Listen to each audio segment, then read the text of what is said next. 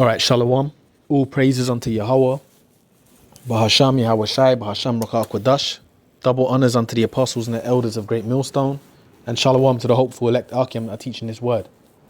Shalom Yahweh, Bahasham Yahweh Shai, Bahasham Rakah Kodash. Now, as you can see here, it's a clip of the social media, and it basically goes into, it says, British citizens, bear with me a second, it says, British citizens giving their opinion on women's liberation. Now, obviously, we know the women's lib movement in America, really goes back to like the Queen of Heaven worship and things of that nature that you see in this society. Because everything you see in this system, that the so-called white man, the Edomites control, they do things through basically, ancient deities and idols, all right? Is basically what people are indirectly worshipping. You think it's some new thing. No, you're worshipping old ancient deities, man. Like all this women's liberation and exaltation of women goes back to like the Queen of Heaven, Semiramis and Tammuz. But and it was all cunningly devised plans of the wicked elite. All right. So you had Gloria Steinem, and I believe the other woman, what's her name, Betty something. That's the liberation movements in America. It was like a so-called Jew woman, and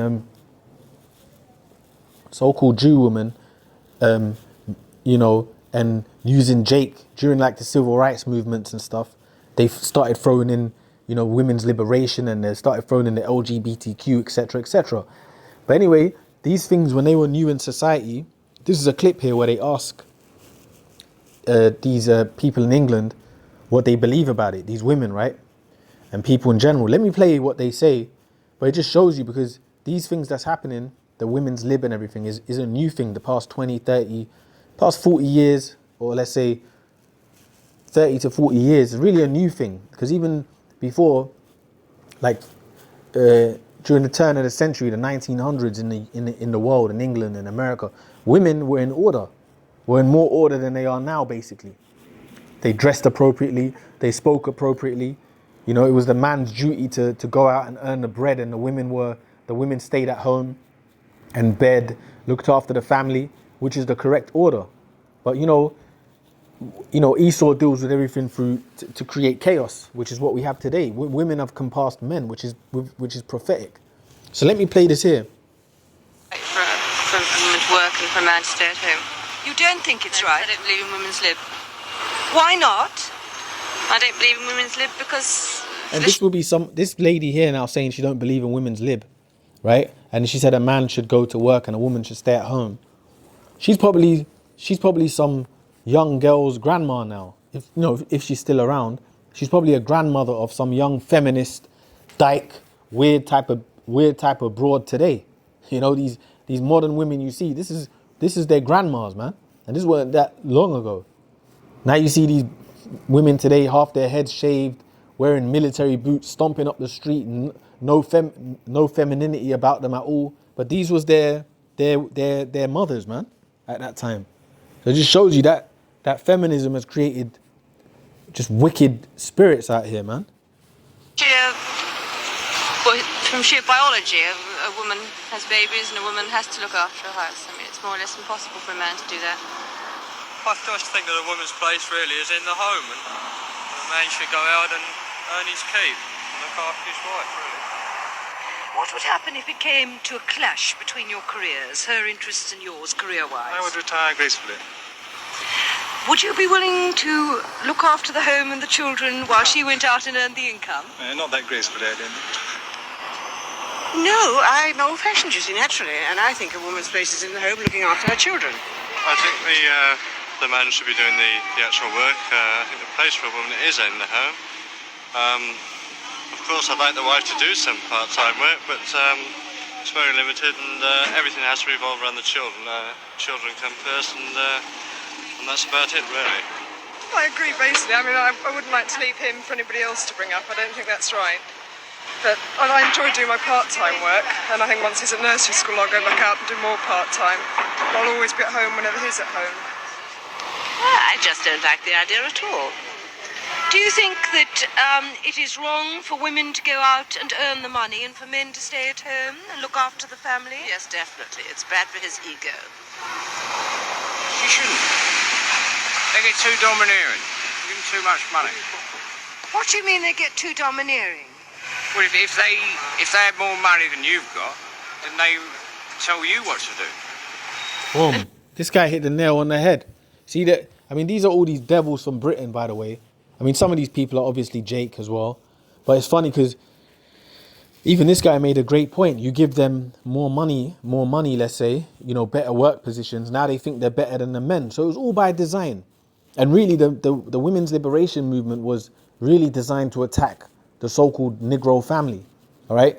Because there was a time in America where the Negro family was in order, where they had the family together. The dad would go out and earn his keep, earn the money, and the mum stayed at home, and they were more in order. The Negro Judah was more in order. So it was the women's liberation, civil rights movements, and all that.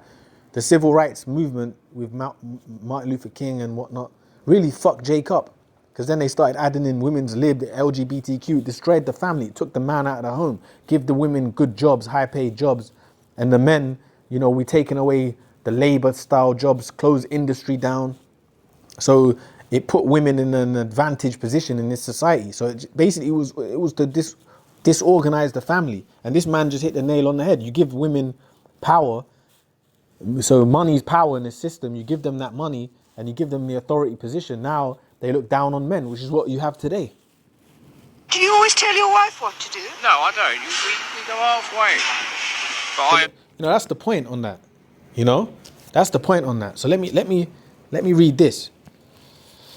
Because it's all in the Bible. It's all biblical prophecy. So this is Jeremiah 31:22. It says, "How long wilt thou go about, O thou backsliding daughter?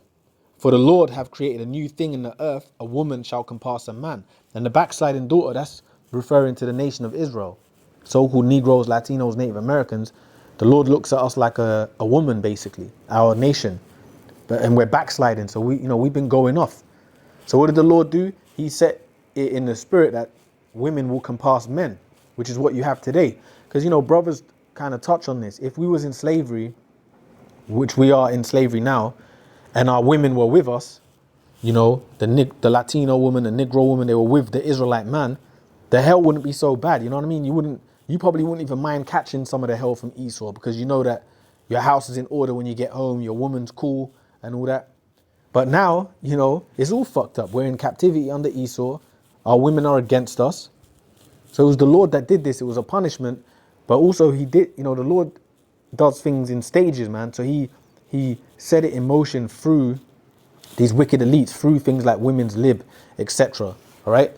So we're the backsliding daughter, the nation of Israel. And it says, "For the Lord hath created a new thing in the earth, a woman shall compass a man." And women have compassed men through this women's liberation, which is a new thing, which really goes back to the Queen of Heaven worship. That's why if you notice in this world today, it's filled with nothing but women worship, man. Women exaltation. Social media is all about women's exaltation. You know what I'm saying?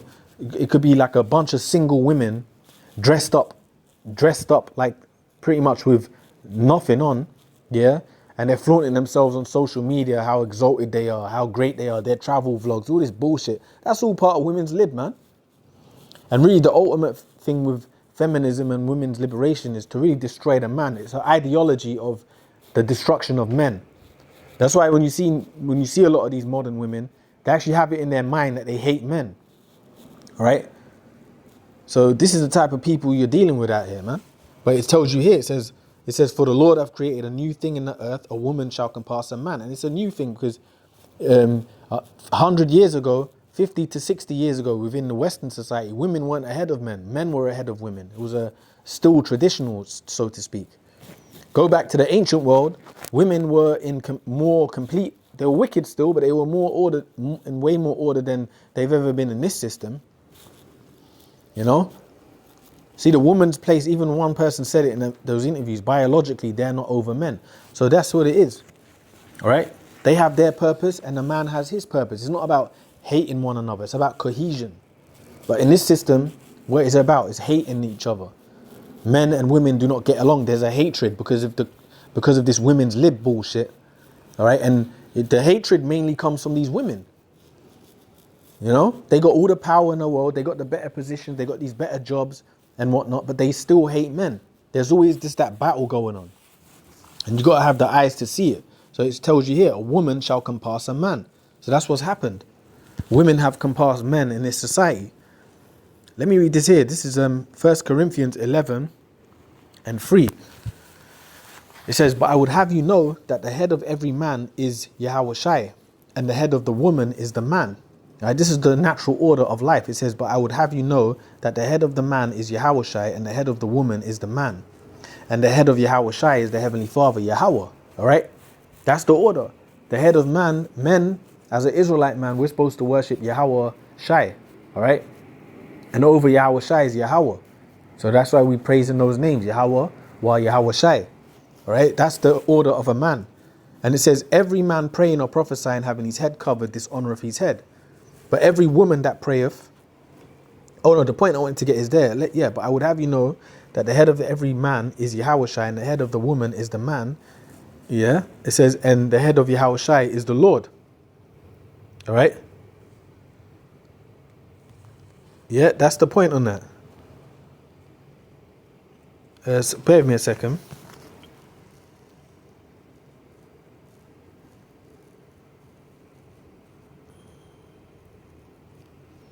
Yeah, so that's the point on that. It says, so the head of the man is the Lord, you know, the Heavenly Father and His Son. The head of the woman is the man, you know. Then it trickles down to the children, on down to the children.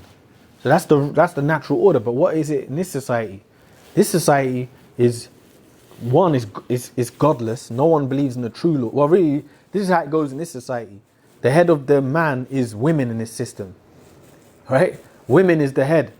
And the head of them is the Cesare Borgia, because when they say they believe in God, these women, you know, who are they talking about? They're talking about Cesare Borgia. That's the order of this world. Cesare Borgia, the woman, then the children, in particular the female children, then the male son, and then the man. That's the actual order in this world. It's completely backward, man. What did the Lord say? That Esau's made things upside down, man. Okay? It says, let me read it to verse 8. It says, well, I'll read it, from verse 8. It says, for the man is not of the woman, but the woman of the man. Neither was the man created for the woman, but the woman for the man. Exactly. And that goes back to the garden. The woman was created, Eve was created for Adam to be a helpmeet unto him, to be a companion. That's the natural order. So the women, you were made really for us. You're our glory. But Esau, see, the wicked elites of Edom, they understand this, and they've turned things upside down, all right? Okay? They've turned things upside down. Now, today, forget about it, man. This is the end of days that we're living in, and the whole relationship structures between women and men is finished. It's finished, and you go out of your mind trying to figure out how to find a good woman within this society. It's near enough impossible to find a good woman in this society. Brothers break it down and go into it about the pair bonding, you know, meeting a woman that's you can bond with. You can't, because they've had multiple partners. They have all these fucking philosophies and ideologies in their head, you know. The only way you can potentially find somewhat of a decent woman is going outside of the Western world, you know, to find a decent woman from one of these foreign nations, these heathen nations, etc. But then guess what? You bring her to the West, and guess what? She's going to start getting filled with philosophies in her head. You know, she's gonna see how the play is over here. She's gonna start seeing, okay, so these women got power over here. Then she's gonna start running the same script. Now she wants her rights over you. Now she's talking back to you. This is what's gonna go on. Eddie Murphy said that, man. He was gonna go. He said he's gonna go. I think it's Eddie Murphy. Roy's gonna go to Africa and find him a bush bitch, and all that. And when he brings her here, the Americanized women are gonna now start corrupting her and telling her, you know, that she should be getting half his money, etc., etc. You know, Eddie Murphy. So yeah. So the point is, for the woman is not of the man. It's not Salaki. For the man is not of the woman, but the woman of the man. Neither was the man created for the woman, but the woman for the man. So that's the point. It's self-explanatory, man. All right. So this is Daniel. Let me read this here. This is Daniel. Daniel 7 and 25. Daniel 7 and 25. It says, And he shall speak great words against the Most High, and shall wear out the saints of the Most High, and think to change times and laws, and they shall be given into his hand. And that's the point I wanted to really get. It says, and he shall speak great words against the Most High. That's talking about Esau, man, the so-called white man. He's spoken great words against the Lord. He's turned the Lord's word upside down. You know, he's created as a vessel of evil, but he's basically the ultimate blasphemer. So he speaks great words. It says, and he shall wear out the saints of the Most High. And who are the saints of the Lord? The Israelites, Negroes, Latinos, Native Americans, men and women. But in particular, the man. You know, the Lord deals with the men first. All right. So he's worn out the Israelite man in this system. And the Israelite woman, but the women, you know, women are just spoils of war, right? That's just the bottom line of it. Exaltation is really about exalting the man first. And that's just the truth, you know, and things are going to go back to that. So it says, and think to change times and laws. And that's what he's done. He's changed times and laws, and he's changed the laws. What was part of the law in the scriptures? That men are over women. That's an order that the Lord set up. So he's changed that. Esau's changed that. All right. And they shall be given into his hand until a time and times and the dividing of time. So basically, yeah. So basically, we'll be given unto his hand, you know, given unto whose hand? The so-called white man, the Edomites. We're in their power seat, man. That's why we have to suffer their world, this feminist world, you know, this women's liberation world, you know, all this BS that takes place in this system. We have to suffer it because, you know, we're in the clutches of these heathens till Yahweh Shai comes back to deliver us and destroy this system. And guess what? In the next world, things are going to be back in order, man. Ain't going to be no women's lib. There's going to be no infighting with women and men. No podcast where we're trying to discuss a man and woman, you know, how they should be getting together, etc. It's going to go back to ancient world traditional values, man, which is the natural order of women. The reason why these women are all crazy in this system, and men too, but the reason why these women are all crazy is because they've been given all this liberation, man. Women's liberation, do what you want. A woman is most happy when she's in her natural order, all right? They can't help it biologically, you know? Like when the man's telling them what to do, etc., etc., you know? Even in Coming to America, they put it in all these movies. Do you remember Daryl in Coming to America? He was talking about Lisa and he said to Eddie Murphy, you know, deep down, they all want a man to tell them what to do. He said, remember that? Well, that's true. Women are most happy really in their natural order with men over them. But you know what?